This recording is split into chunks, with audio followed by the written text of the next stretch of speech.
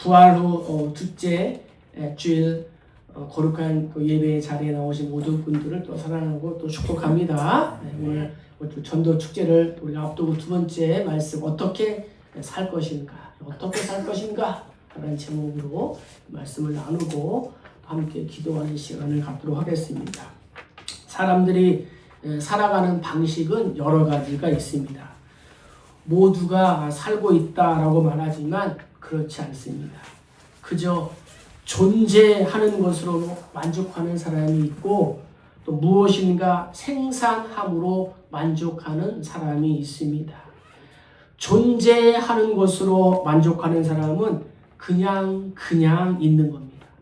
그러나 무엇인가 생산함으로 만족하는 사람은 정말 살아있는 사람입니다. 인간은 짐승과 물체와는 다르기 때문에 살아있어야 합니다. 하나님의 영광을 위하여 살아가야 될 줄로 믿습니다. 그것이 인간을 창조하신 하나님의 뜻입니다. 하나님께서 창세기 1장에 이렇게 말씀하셨습니다. 하나님이 자기 형상 곧 하나님의 형상대로 사람을 창조하시되 남자와 여자를 창조하시고 하나님이 그들에게 복을 주시며 그들에게 이르시되 생육하고 번성하여 땅에 충만하라. 땅을 정복하라. 바다의 물고기와 하늘의 새와 땅에 움직이는 모든 생물을 다스리라. 이렇게 말씀해 주셨습니다. 그래서 생육하고 번성하고 다스리는 것은 인간의 활동 영역입니다. 즉 살아있는 사람들이 하는 일입니다. 성도인 그리스도인으로서 사는 것도 마찬가지입니다. 그저 그리스도인으로 존재하는 사람이 있는가 하면 그리스도인으로 살아가면서 활동하는 사람이 있다는 것입니다. 신앙생활을 오래 하다 보면은 익숙해집니다. 그런데 어떠한 사람은 익숙한 것과 성숙한 것을 혼동합니다. 익숙한 것과 성숙한 것은 전혀 다릅니다. 익숙한 신앙인은 열매를 맺지 않습니다. 그러나 성숙한 신앙인은 열매를 맺습니다. 그러므로 그리스도인으로서 열매를 맺는 신앙생활을 할 때에 성숙한 그리스도인이라 부를 수가 있는 것입니다. 예수님도 열매로 그 나무를 알리라고 말씀하셨습니다. 따라서 우리 모두가 성숙한 그리스도인이 되어야 하고 성숙한 그리스도인이 되고자 하면 움직여야 된다는 것입니다. 익숙한 성도는 교회에 오고 찬송 부르고 기도하고 성도들과 어울리고 이런 것들에 만족합니다. 물론 오늘날에는 이러한 성도도 훌륭합니다. 그러나 성숙한 성도는 한 걸음 더 나아가 하나님을 믿고 하나님을 위해서 일한다는 거예요. 그리스도인은 반드시 할 일이 있습니다. 그것은 무엇이냐? 이 복음을 전하는 전도자의 일이라는 거예요.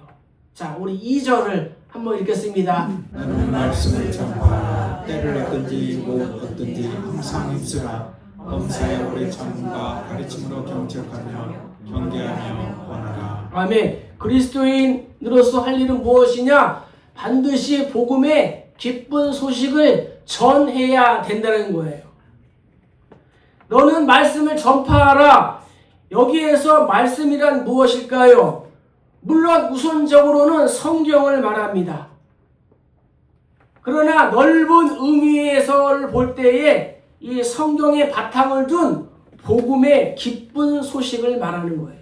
그러니까 너는 복음의 기쁜 소식을 전하라는 거예요. 때를 얻든지 때를 못 얻든지. CCC 한국 대학생 선교회라는 단체가 있습니다. 고 김준권 목사님이 살아생전에 청년들을 캠퍼스에 모아놓고 온종일 예수 그리스도를 외치게 한 일이 있습니다. 그래서 우리도 전도 축제를 앞두고 제가 선창하면 우리 성도님들이 대학생이라는 심정으로 예수 그리스도 이렇게 답을 하시면 됩니다. 자, 제가 먼저 헌창합니다. 내 인생의 문제를 어떻게 해결할 수 있습니까? 예수 그리스도. 내 힘으로 해결되지 않는 습관적인 죄는 어떻게 해결될 수 있습니까? 예수 그리스도. 방황하는 자녀들을 어떻게 도울 수 있습니까? 예수 그리스도. 심각한 인간관계를 어떻게 해결할 수 있습니까? 예수 그리스도. 지금 힘들게 살아가는 내 가족과 친지들에게 필요한 것은 무엇입니까? 예수 그리스도. 어떻게 이 나라를 살릴 수 있습니까? 예수 그리스도. 우리는 무엇 때문에 살아야 합니까? 예수 그리스도. 모든 것이 무너졌는데 어떻게 다시 일어날 수 있습니까? 예수 그리스도. 두려운 내일과 장래에 대하여 어떻게 평안을 찾을 수 있습니까? 예수 그리스도. 아멘. 그렇습니다. 한국교회의 위기의 이유가 여기에 있습니다. 예전과 달리 복음의 열정이 식어가고 있습니다. 60년대에서 90년대 초까지 한국교회는 10년마다 배가 되는 놀라운 부흥을 경험해 왔습니다. 당시 선교 역사 100년 만에 인구의 4분의 1이 예수를 믿는 폭발적인 성장을 가져왔습니다.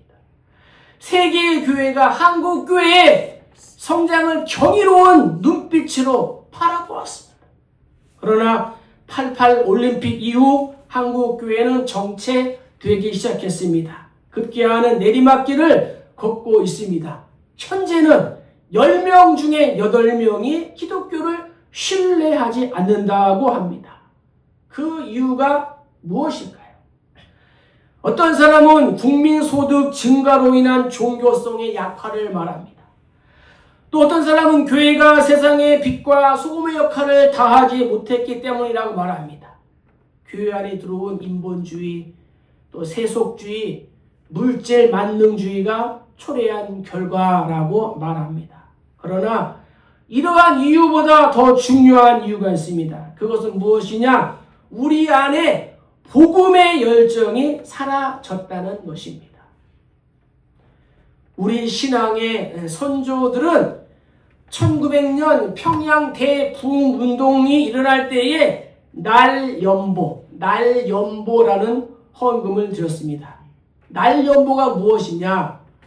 1900년 초기 성도들은 너무나 가난하여서 헌금할 돈이 없으면은 농한기 때, 농번기는 바쁘니까 농한기 때에 일정한 날을 정해 복음이 전해지지 않는 마을에 가서 복음을 전한 거예요. 오늘날도 너무 가난해 헌금이 없으면 대신에 하루 중 시간을 잡아서 누군가를 위해 기도를 해주든지 복음을 전하든지 자기가 할 수 있는 방법으로 헌신하는 것, 이것이 뭐라고요? 날연보라는 거예요. 드릴 물질이 없으면 시간의 1, 2분을 작정하여 전도하는 일에 헌신했습니다. 시간을 구별하여 노방전도와 축호 전도에 힘썼습니다. 그런데 언제부터 복음의 열기가 식어가고 있습니다. 그저 예배만 잘 드리고 내 믿음만 지키면 된다는 이기적인 신앙인이 되었습니다. 전도는 주님의 명령임에도 불구하고 특별한 은사를 가진 사람들의 전유물로 생각하고 있습니다. 그래서 전도합시다, 전도 축제합시다 하면은 불편함을 먼저 느끼는 거예요. 왜 우리는 복음을 전해야 할까요?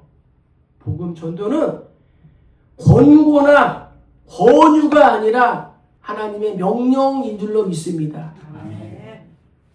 그래서 복음을 전하는 거예요.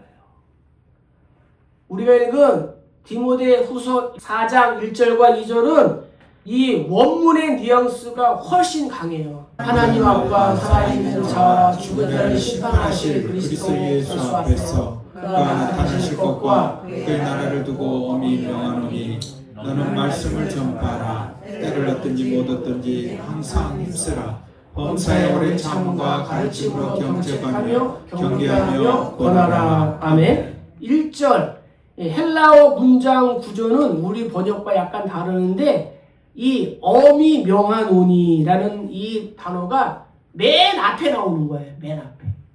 그러니까는 엄히 명하노니 하나님 앞과 살아있는 자와 이렇게 나가는 거예요. 때를 얻든지 못 얻든지. 즉 모든 일에는 시기가 있지만 복음 증거에는 시기가 따로 없다는 뜻입니다. 그리스도인에게 복음 전파는 계절이 없다는 거예요. 생명을 살리는 일에 무슨 시기가 있겠습니까? 우리는 전도 축제를 준비하면서 각오를 해야 되는 거예요. 영혼을 살릴 것이냐, 마귀에게 빼앗길 것이냐. 이 시대에 무슨 태신자 작정이냐, 작정해도 안 온다라고 말하는 분들도 있을 겁니다. 물론 이해는 되지만 실상은 그렇지 않다는 거예요. 교회와 그리스도인들이 힘써야 할 일은 바로 복음 전파인 줄로 믿습니다.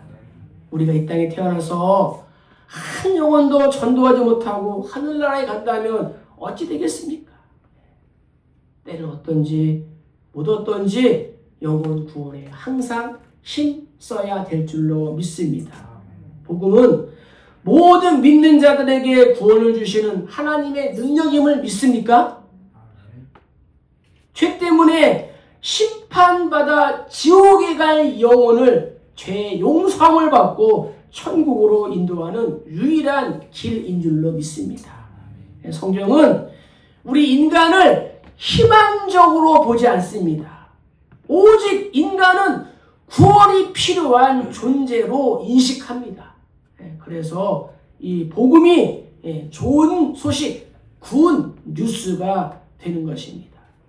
그런데 어떻게 해요? 안타깝게도 사람들은 성도들조차도 성공이나 부의 축적에는 관심을 갖지만 복음에는 별 관심이 없다는 거예요. 그것이 바로 3절, 4절의 내용이에요. 때가 이르리니 사람이 바른 교훈을 받지 아니하며 귀가 가려워서 자기의 사욕을 따를 스승을 많이 두고 또 그 길을 진리에서 돌이켜 허탄한 이야기를 따르리라. 아멘. 세상은 복음을 거부한다는 거예요. 종말이 가까울수록 세상 사람들은 진리의 교훈을 받아들이지 않습니다. 귀가 막혀서 하늘의 소리를 듣지 못합니다. 오직 마귀의 노예, 육신의 정욕, 안목의 정욕, 이생의 자랑의 노예가 되어 세상의 스승을 따르는 거예요. 그래서 진리를 떠나 허탄한 세상 이야기를 따라갑니다. 세상의 흉흉한 소식을 좋아합니다. 인간의 말초 신경을 건드리는 그런 소리에는 귀를 쫑긋 세우지만 기쁜 소식, 복음에는 무관심한다는 거예요. 그 이유가 무엇일까요?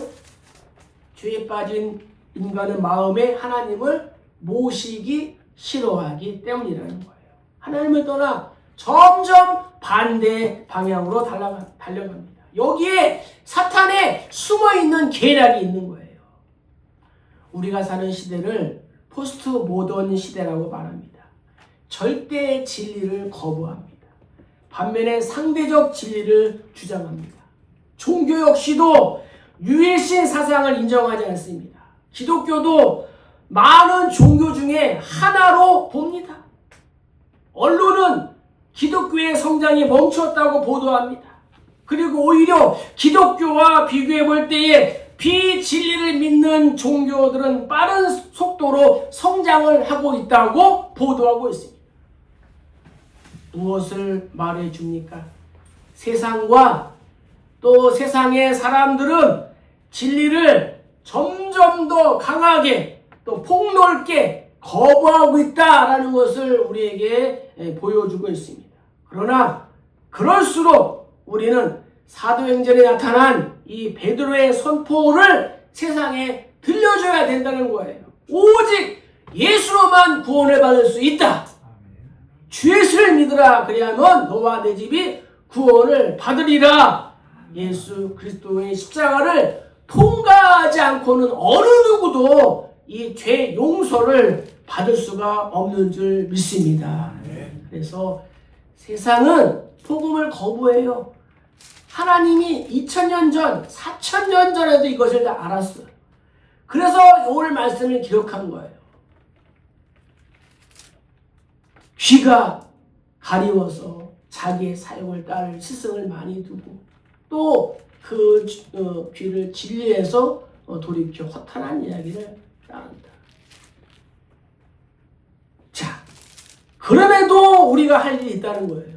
그러나 너는 모든 일에 신중하여 고난을 받으며 전도인의 일을 하며 내 직무를 다하라. 예, 전도인의 직무를 다하라는 거예요. 그러나 때를 얻든지 못 얻든지 항상 힘쓰라.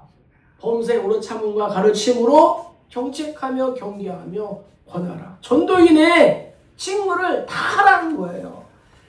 세상은 복음을 거부한다 할지라도 그러나 너는 전도자의 직무를 다 하라. 진리를 거부하는 사람들과 함께 살기에 성도인 우리에게는 어려움과 역경과 핍박이 생생한 현실로 다가오게 마련입니다. 이러한 삶의 정황 속에서 성경은 우리에게 어떠한 말씀을 던집니까? 사뭇 썩어져가고 어두워져가는 분위기 속에서 진행되는 문장이 뭐예요? 5절 그러나로 전환되고 있다는 거예요.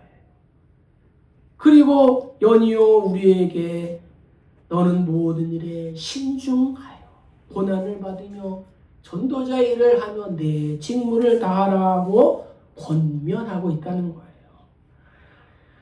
세상 흔들리고 사람들은 변화해도 성도인 우리는 오직 믿음으로 살아가야 된다는 것입니다. 다수를 따르지 않음으로 인하여 생기는 불이익도 있을 거예요. 그럼에도 불구하고 만일 우리에게 진리를 따르고자 하는 이 그러나의 정신이 없다면 우리는 나약한 성도로 삶을 마감할 수밖에 없음을 인정해야 된다는 거예요. 바울은 우리에게 세 가지를 간단하게 부탁하고 있습니다. 그것은 무엇이냐? 경책하라는 거예요. 경책. 무엇입니까? 잘못된 것을 바로잡기 위한 책망이 바로 경책이라는 거예요. 멸망과 사망의 길로 가는 사람들과 죄악의 길로 가는 사람들을 향하여 꾸짖는 거예요. 사랑의 책망을 하는 거예요. 경책은 도로 표지판과 같은 역할을 하는 거예요. 세상의 길로 가는 사람들에게 그 길이 심판의 길입니다. 사망의 길입니다. 지옥으로 가는 길입니다. 라고 어떻게 해요? 선포해야 되는 거예요. 자동차의 내비게이션과 같이 다른 길로 어떻게 해요? 안내해야 된다는 거예요. 두 번째는 경계라는 거예요. 경계. 경계는 뭐예요? 돌이키라고 충고하는 것을 말합니다. 컴퓨터가 오작동을 하거나 오류가 나타나면 리셋을 하는 것처럼 사람들의 인생에 새로운 고침이 필요하다고 말해주는 거예요. 그래서 어떻게 해요? 온전하게 만들어주는 거예요. 탈골된 뼈를 맞춰주는 거예요. 찢어진 그물을 기어주는 거예요. 그리고 마지막으로는 권하라. 권한다는 건 뭐예요? 위로한다는 거예요. 지치고 낙심되며 절망하고 또 있는 사람들에게 용기와 희망을 주라는 거예요. 상처와 아픔과 고통과 눈물의 골짜기를 지나가는 사람들을 위로해 주라는 거예요. 우리는 잘못된 길, 죽음, 심판, 영혼의 멸망으로 가는 사람들을 좌시하지 말아야 되는 거예요. 평양에 최권능이라는 목사님이 계셨습니다. 최권능 목사님의 이 본명은 최봉석이었어요. 뭐라고요? 전화 불러줘. 최봉석. 예, 이분은 무조건 사람들만 만나면은 예수 천당, 예수 천당 이렇게 얘기하면서 전도했습니다. 예. 그런데 이상하게도 이분의 전도를 받으면 어떻게 해요? 사람들이 예수를 잘 믿게 된다는 거예요. 한 번은 목사님이 시내를 건너는데 양반 한 사람이 이 강둑 앞에 앉아서 담뱃대를 길게 물고 있는 거예요. 그래서 목사님이 지나가다가 양반의 이 귀에다가 예수 천다! 귀에다가 이렇게 하고 지나갔어요. 담배를 피우던 이 양반은 아유 저런 고약한 놈 하면서 썸을 냈습니다. 그런데 문제는 이 양반이 집에 돌아갔는데도 계속 귀에서 예수 천당! 예수 천당! 이런 소리가 자꾸 이렇게 이제 들리는 거예요. 잠을 자려고 이렇게 누워도 예수 천당! 예수 천당! 이런 소리가 자꾸 이렇게 메아리처럼 이렇게 울리는 거예요. 그래서 어떻게 했어요? 급기야 무당을 불러가지고 예수 귀신 쫓는 굿을 하게 되었습니다. 그런데 굿을해도 아무런 효과가 없으니까 무당이 하는 말이 서양 귀신 들린 사람은 교회 가야 고친다.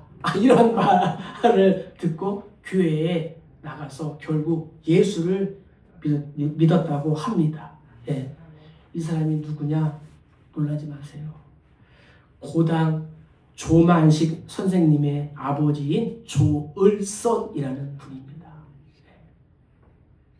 우리는 어떻게 살아야 할까요? 이 물음에 답하려면 먼저 던져야 할 물음이 있습니다. 왜 사는가? 내가 왜 사는가? 자기 정체성에 눈이 열려야 된다는 거예요. 나는 어떠한 사람인가? 나는 무엇을 위해 존재하는가에 대한 자기 정체성에 이 눈이 열려야 해요. 이것을 모르고 살면 헛살고 막 사는 거예요. 성도님들의 묘비에는 어떻게 후손들이 기록해 주기를 원합니까? 버나드 쇼라는 사람의 묘비에는 이렇게 기록되어 있습니다. 갈팡질팡하다가 이렇게 될 줄 알았지. 묘비에 어떤 시인의 묘비에는 괜히 왔다가 간다. 이렇게 기록되어 있습니다. 우리 모두의 묘비에는 무엇이라고 후손들이 기록해 주겠습니까? 성경은 명령합니다. 그러나 너는 모든 일에 신중하며 고난을 받으며 전도자 일을 하며 내 직무를 다하라. 전도는 사명이라는 거예요. 그리스도인들에게 전도인의 일은 내게 주어진 미션이라는 거예요. 직무라는 거예요. 사명이라는 거예요. 고난이 있습니다. 전도의 고난에 따르고 스트레스가 있어도 감당해야 되는 거예요. 왜? 하나님의 명령이기 때문에. 힘들다고 도망치고 발뺌한다면 그것은 직무유기입니다. 복음을 전하며 사람을 살리는 일은 고난이지만 후회가 없고 행복한 삶인 줄로 믿습니다. 한 가지 예화를 드리고 말씀을 마칩니다. 데이비드 리빙스턴 의료 선교사로 아프리카에 가면서 이렇게 말했습니다. 사람들이 지상나라의 정부를 위해서 일하는 것을 영광으로 생각하는데 우리가 왕 중의 왕으로부터 받은 사명을 희생으로 여길 수 없습니다. 저는 온 영혼과 마음 또 속속들이 선교사입니다. 하나님 자신이 독생자를 가지셨는데 그분은 선교사였으며 동시에 의사였습니다. 비록 저는 아주 형편없는 복제품이 되겠지만 그렇게 되기를 희망합니다. 저도 주님처럼 그렇게 섬기면서 살고 싶습니다. 저는 그 속에서 죽고 싶습니다. 저는 아직도 부와 안락보다 가난과 선교를 좋아합니다. 이것이 저의 선택입니다. 아프리카에 살아있는 돌 리빙스톤 선교사가 이제 아프리카에 가면서 고백한 내용이라는 거죠. 생명을 살리는 사역이 나의 간절한 소원이 되어야 합니다. 우리 공동체의 열정과 소원이 여기에 집중되어야 합니다. 복음 전도는 우리의 미션이라는 거예요.